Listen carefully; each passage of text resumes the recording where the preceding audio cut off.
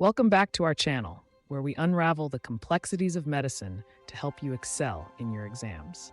Today, we're delving into biostatistics and epidemiology for the USMLE Step 1, two critical pillars of medical research and practice.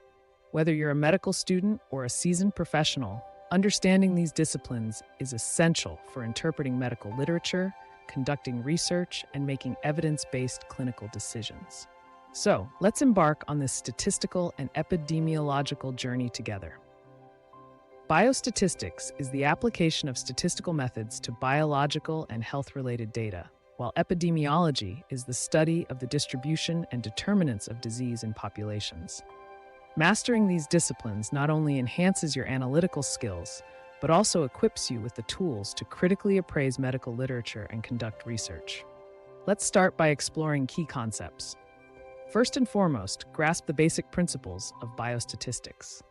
Understand measures of central tendency, such as mean, median, and mode, as well as measures of dispersion, including variance and standard deviation. Familiarize yourself with probability concepts, such as odds, risk, and probability distributions, and their applications in medical research. Next, let's delve into study designs commonly used in epidemiological research, from observational studies like cohort and case control studies to experimental designs like randomized controlled trials. Each design has strengths and limitations in establishing causality and generalizability. Understand the hierarchy of evidence and the importance of study design in drawing valid conclusions. Moving on to measures of association, these quantify the relationship between exposure and outcome in epidemiological studies. Common measures include risk ratios, odds ratios, and relative risk reduction. Interpretation of these measures is essential for assessing the strength and significance of associations in epidemiological research. Now let's talk about sources of error in epidemiological studies, such as bias and confounding. Bias refers to systematic errors in study design or conduct that lead to erroneous conclusions, while confounding occurs when an extraneous factor distorts the true association between exposure and outcome. Recognize different types of bias and confounding and strategies to mitigate their impact. Lastly, let's discuss common statistical tests used in medical research. From t-tests and chi-square tests to ANOVA and regression analysis, each test has specific applications in analyzing different types of data. Understand when and how to apply these tests and interpret their results in the context of your research questions. Now that we've covered the fundamental concepts of biostatistics and epidemiology, let's discuss effective study strategies for the USMLE Step 1 exam. Utilize resources like Biostatistics for the USMLE Step 1, UWorld Biostatistics, and practice question banks to reinforce your knowledge.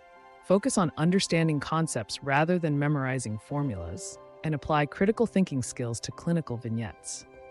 On exam day, approach biostatistics and epidemiology questions systematically. Read each question carefully, identify key information, and determine the appropriate statistical test or epidemiological concept needed to answer the question. Pay attention to details in the vignettes, such as study designs, population characteristics, and measures of association. And remember to practice time management to ensure you allocate sufficient time for each question. In conclusion, mastering biostatistics and epidemiology for the USMLE Step 1 is within your grasp. By understanding key concepts, employing effective study strategies, and staying focused on your goal of providing evidence-based care, you'll be well prepared to tackle any statistical or epidemiological question thrown your way. Remember, these disciplines are not just about crunching numbers. They're about making meaningful contributions to medical research and improving patient outcomes. So, keep studying hard, stay curious, and never lose sight of the impact you can make as a future healthcare professional. Thanks for watching. If you found this video helpful, don't forget to like, share, and subscribe for more medical education content. See you in the next video.